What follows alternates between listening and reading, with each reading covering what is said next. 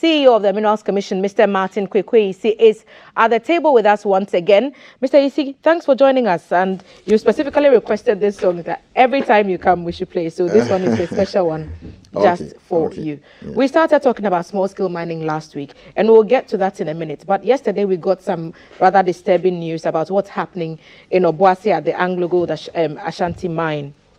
What we are being told by our correspondent is that the first point of disagreement between the community and the mine is the fact that, or is the suggestion that the mine is not an abandoned pit of Anglo Gold.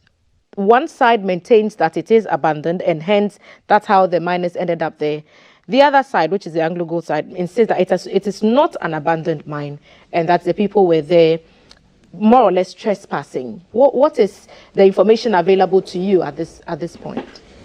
Thelma, good morning, and then morning to our viewers. Yes, I think it's in the newspapers, or was it yesterday or 2 days ago, that 300 miners trapped underground. As usual, as regulators, our inspectors were there. We have an office in Obuasi. We also have an office in Kumasi. So they all went there. I mean, within minutes, they got there. The situation is, one, it was not 300 as was being reported. The correspondent said it's way less. Oh, yes. So let me say this. As at last night, everybody has come out. Everybody. Nobody died. They all came out. In all, the figures recorded by the Minerals Commission inspectors were 89. 86 were arrested and taken to the police station. Some 3 others escaped. So we're talking about 89, not 300, as was reported. To repeat, 86 arrested. They are the police station, so the law is taking its course. And then 3, for some reason, managed to escape. So that the situation has played. So everybody has been, if you like, for want of a better word, evacuated or cleared from the place. So that is as far as the situation is concerned. You know, when anything happens, the most important thing is the life of the people. So that has been sorted out beautifully. The police were there, the military were there, our inspectors were there, and of course the Anglo Gold staff and management. We all work together as a team to sort out the mess. That's one. 2, this is part of Obuasi's concession, so it's not an abandoned pit. I need to set the record straight. It is part of the underground concession of Obuasi. The report I got from my inspectors was that they entered through some forests. And then that's what they do. They go dig some pits, find a way. It's like the way these Mexicans take drugs and dig tunnels and cross to US. So that's what they've been doing. And they seal, they come back. But this has been sorted out. So it's not an abandoned pit.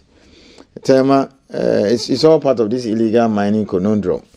If there's any company that we need to be overly grateful to, as far as helping us to resolve the Galamsey issue, it is the Obuasi mine. They've given about 70% of their tenements, to us, which we've given out as licenses. So they've gotten to a point where they cannot do anything again. As a nation, we cannot sit down to allow this kind of illegality to continue, where people can just get up and go underground. Anything could have happened. You went underground in Wasa and you saw the kind of equipment and machinery that has been, put in there, ventilation and all those things. Fortunately, the place they entered, the ventilation was good, and that's why nobody died. They spent hours that they didn't want to come, but eventually they've come out. And can you imagine? Some went back again. I was told about some 16 people who were arrested. Some went back again, and then the security has to ask them to leave. Those who refused were arrested. So apart from the 89 that we documented, some extra 16 went back. From the same 89? Yeah, they wanted to go back and still go and enter the place and work. I think we shouldn't allow that. It's brazenness. I don't know what is driving all this, and we will not allow that. We have a duty to protect their mind. You know what Obuasi has gone through trying times. It's the oldest commercial large-scale mine in Ghana, 1897. So that's about over 124 years it's been running. This same issue happened years back, and the mine was shut down. What's the draw for these people? What keeps drawing them back under there? Oh, what else can I think of than just it's just like, I don't know how to put it, because you see, this is a mining company's concession, and you've been told not to go there, but they keep going there because they think that they can do it and get away with it. Well, I was told when I went to Wasa that the Obuasi mine is unique in the fact that you actually see the nuggets underground. So is it what they are after? Well, that you can pick? Tema, let me answer you this way. You know, I have my funny jokes, but that is it. It's just like you are saying that I have a very beautiful wife, so you don't care whether the lady is married or not. That is what is at play here. That is somebody's concession, a very large-scale concession. For some years, the mine was dead. Government worked around the clock to bring life back. Last year, they did about 340,000 ounces. This year, they are on the verge of doing about 370. Even multiplied by an average price of $1,800 an ounce. You can see the whole town is back, and life is kind of back in Obuasi. We cannot sit down as a nation and allow people to perpetuate illegality and get away with it. This is not about poverty. This is not about unemployment. There are other areas in Ghana where we're giving out blocks for small-scale miners to mine. But you cannot get up and say, let me use this account word. Maybe you have to say it in Ghana too. Like whatever the case, damn the consequences, we have to go and work here. Do you understand that? So we cannot allow that. To the extent that in spite of what happened yesterday, some people still want to go back and enter through unapproved routes. How was so the only thing is, by the no, they go through some forests and some areas, you know. That is it. And the only thing is that we just have to strengthen the security and then support them with more security, and then they beef the place up. And now those who have been arrested are facing certain charges. Well, they have to go to due process. The police will have to look at the situation, you know, take them through the due process. That is it. Because you see, when, you know, very soon we'll start discussing the causes of illegal mining. When they keep getting out with this kind of behavior, it will keep occurring. You understand that? Yes. So sometimes we shouldn't shut our door to these kind of things. I mean, people should not be allowed to do these things. We cannot allow that as a nation. Let's dwell on the abandoned mine for a minute. It's not an abandoned mine. If you've told us that it's not an abandoned mine, it's part of the concession of what do you call Angogo Ashanti Obuasi. Was it in use at the time? No, it's not abandoned. You know, when you give a lease to a company, you mine over the years. I mean, if you give a lease to a mining company for, let's say, 20 years or 30 years, you don't mine in a day. You mine in stages, okay? So it's part of their concession where they'll move there very soon. So I want the public to disabuse their mind of this notion that it was abandoned.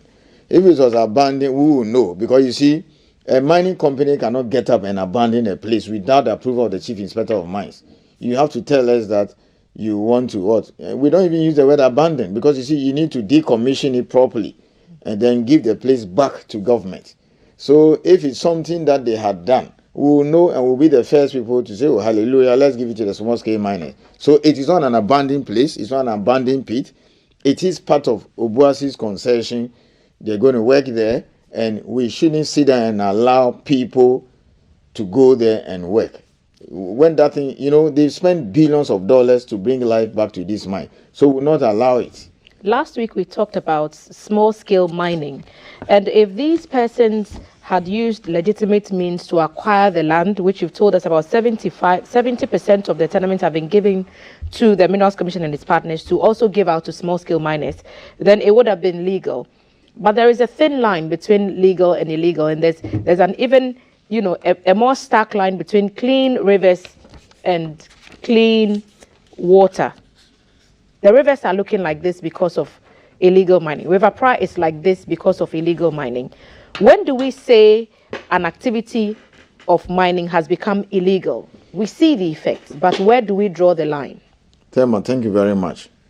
Tema, when we say a mining activity or operation is illegal, in a very simple language or simple term, it simply means that that person, that entity, that company, howsoever described, who was conducting that activity or that operation, one, has not been permitted under the law to do that. That's what it means. It's illegal. You've not been permitted. It's like you buy a land. Yes, you own the land. Everybody knows you bought it from the chief or somebody. But before you erect a structure, you got to go for a building permit. So when you start any structure, okay, you don't have the requisite permit, it's illegal construction, and then the assemblies will come and pull it down. So once you don't have all the authorizations and approvals to work, whatever activity you conduct is illegal. So the question is, what do you need to work properly under the mining laws of Ghana? First, and I'm speaking general because you see, one thing I was clear this morning is the difference between illegal mining and small scale. We always lump them together. So I need to clearly, clarify that. That small scale mining is not always illegal. It is not illegal mining. I'll come to that. So what does it take for one to conduct a mining operation or activities lawfully? You will need to go to Minerals Commission and then acquire, and then through a recommendation to a minister, you get a mineral right. That's the license they normally talk about. So let me use the word license so that people understand it. You get a license, and then you can go to EPA for the environmental permit. Then you come back to the Chief Inspector of Mines for what we call the operating permit. So for anybody to conduct an activity by way of mining, whether on a small scale or on a large scale, you need 3 approvals or authorizations. The license signed by the minister acting on the recommendation of the Minerals Commission. You need an environmental permit from the EPA, and then you need what we call the operating permit that allows you to go to the ground. We will discuss how licenses are acquired in other segments later on. Now, if you don't have any of these approvals, or you don't have the permission of the Minerals Commission, okay, anything that you do is illegal. So even if you have the license, you have EPA, you don't have the operating permit from the Chief Inspector of Mines, you have 2 out of 1, that is illegal. If you have the license, you don't have the operating permit, you don't have EPA, that is illegal. You must have all the 3 in place. Or Minerals Commission has a special arrangement of allowing you to work under some special circumstances. So unless you have these approvals or authorizations, or Minerals Commission has allowed you to go and work, any other thing that you do amounts to illegal mining. Now, it doesn't discriminate between large scale and small scale.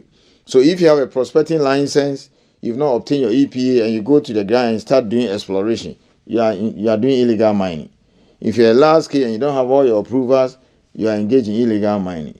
Even if you're a large scale person or entity, you have your license, it's even ratified by Parliament, you have EPA, you have operating permit.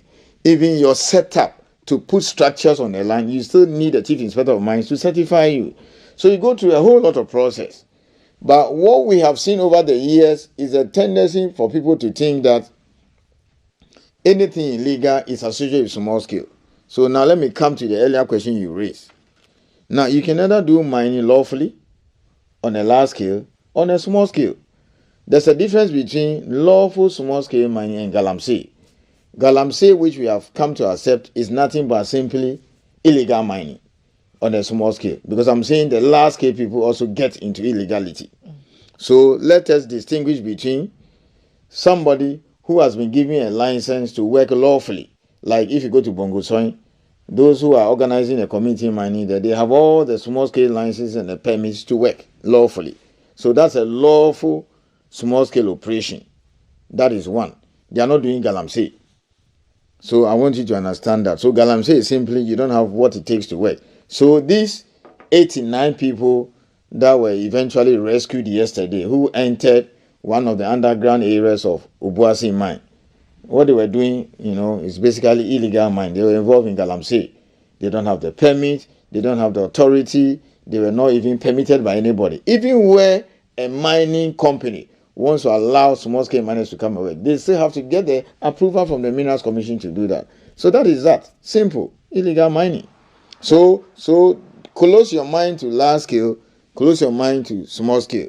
So in other words, whether it is a large scale operation or a small scale, whether it's for exploration, whatever activity, I'm saying once you don't have the requisite approvals to repeat the license or mineral rights, the EPA permit, and the operating permit. Or unless Minerals Commission permits you, it's an illegal activity. So, for example, the other day, a chief approached us.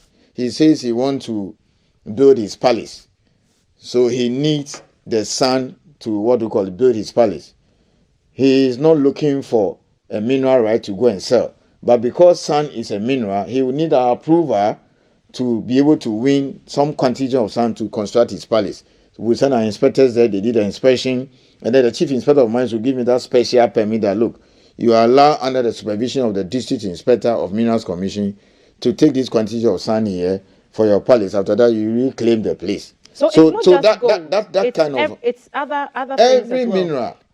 Apart from the precious minerals, there's the sand winning and all. You have the rock aggregates. You have the rock aggregates, etc. Anything. So what we'll do is that once we exhaust the discussion, because you see, once we discuss the causes of illegal mining, and then we focus on what government is doing to curb or stop illegal mining, we will come to the various types of minerals we have in Ghana. What constitutes a mineral? What do we have? And then the processes you go through to get a mineral, right down on a large scale or small scale. Let's talk about the causes and the implications. All right, Tema, I'll discuss some of them, and then if we're not able to finish, we can continue next week. Most people don't know, but let me start this way.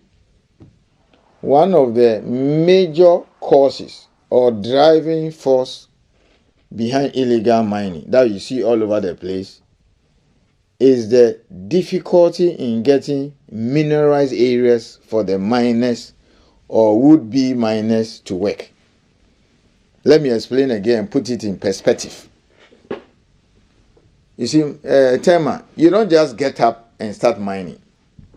The large-scale people, they apply for an exploration right or a prospecting license, do the exploration over the years, identify a reserve, and then apply for a mining license, and then go through the other permitting process and then start mining. Now, small scale, there's nothing like prospecting. So what they do is that they just get up, whether by intuition or whatever, and then they start digging around. So they can keep digging. If they hit what they call the vein or the rock, then you see the numbers coming in, and then they start working. Some, fortunately, will say we want to apply for a license. If the place is not available, then that's when they do it illegally. Sometimes they check. If it's not available, they do it illegally. That's what they do. Or they go to the water body, try to divert the water, and then scoop the bed and process. That is what they do. Now, since small scale was formally permitted in 1989, you remember, that's the history we gave. That's about 34 years ago. What we have failed as a nation to do within the last 34 years is that we did not, as a nation, put in money. You see, we were in a hurry to legalize them because Ghana's gold was being smuggled to Togo. But then since 1989, we should have been, as a nation, taking some money every year and then give it to Geological Survey. Fortunately, they have that technology. They have what it takes. They have the capability to do it. Geological Survey, we should have been giving them some money every year to do geological investigation of all these several kilometers of areas that we've designated or blocked out for small scale. But we've not done that for over 34 years. That's how come when this thing started in 4 or 5 regions, and now we are doing it in 12, 13 regions, we're getting overwhelmed.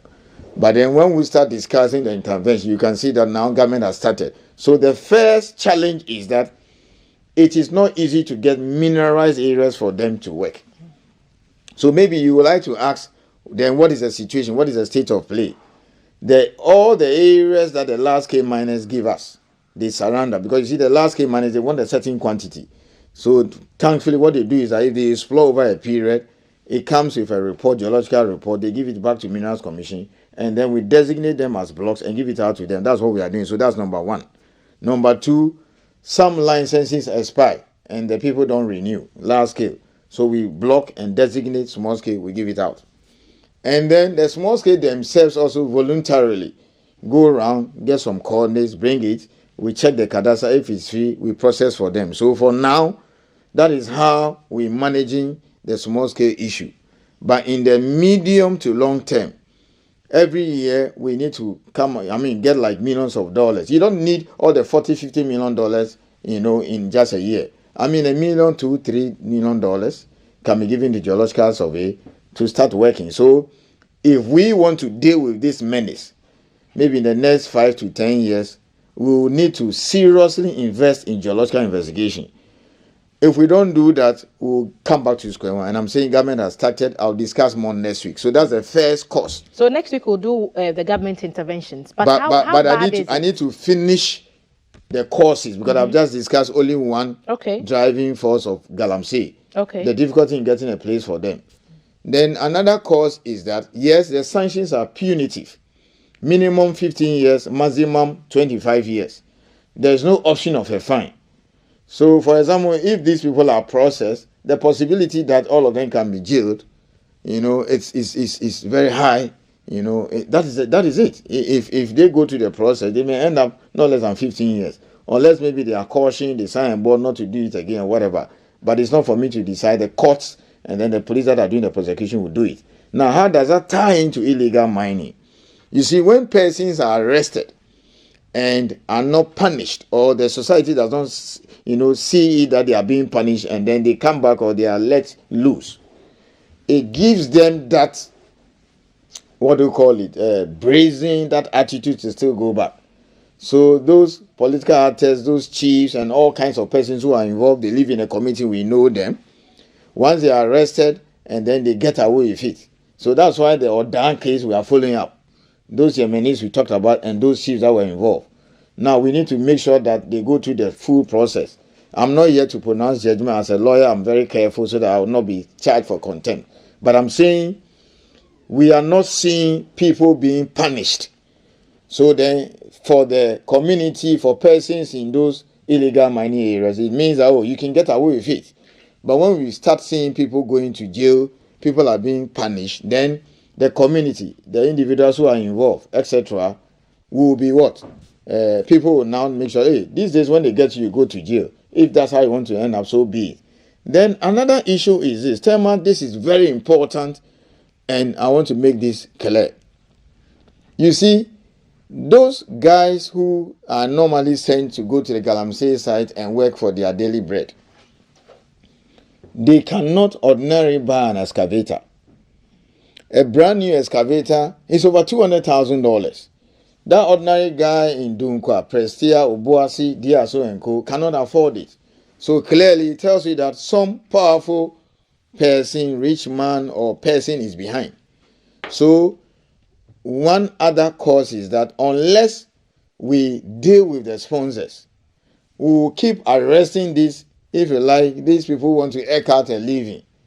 And then the sponsors will keep bringing in more people and keep giving them more money. But you hear the reports of the names flying around of who some of these people are. Do you think there's a willingness to deal with it, considering if it is found to be true that these people are very wealthy enough? A few have been arrested, they are being prosecuted. I mean, for want of a better word, Aisha is one. So she's going through the process. So we are waiting to see how things will pan out. I think she has even admitted on one of the charges. So let's leave the court process to deal with it. So maybe when we see more of that, and then people now see that people are being put in jail, people are being punished, then they'll be a bit cautious. You might not, perhaps, look, when you even make stealing death penalty, you still have a few or two who might even still get involved, because it's not easy for people to change their attitude. But at least you should be able to bring it to a barest minimum. All right. So I have three causes: difficulty in getting the mineralized areas, the sanctions, which should be very punitive, and the need to deal with the sanctions which are punitive. We should begin to see them biting. Right, and then we should deal with the sponsors as well. We should also deal with the sponsors, and then one more thing I also need to know. Last one before we there's money in it. That is it. So folks in the rural areas or many of the mining areas that are, money is a big motivator. Yes, this is kind of an alloy. Okay, 12, 13 regions, and then maybe he farms. I'm not saying that, I'm discussing what is driving the Galamsey menace. And I need to set the record straight and then put out the facts as it is. At the end of the day, what Ghanaians want to know is that, so what are you doing to deal with it? There's a lot of money in it. That is also a motivating factor. And anything that involves money, you expect people to go and do it. But then we will need to deal with it. I'll discuss more next week. Mr. AC, thank you for making the time. So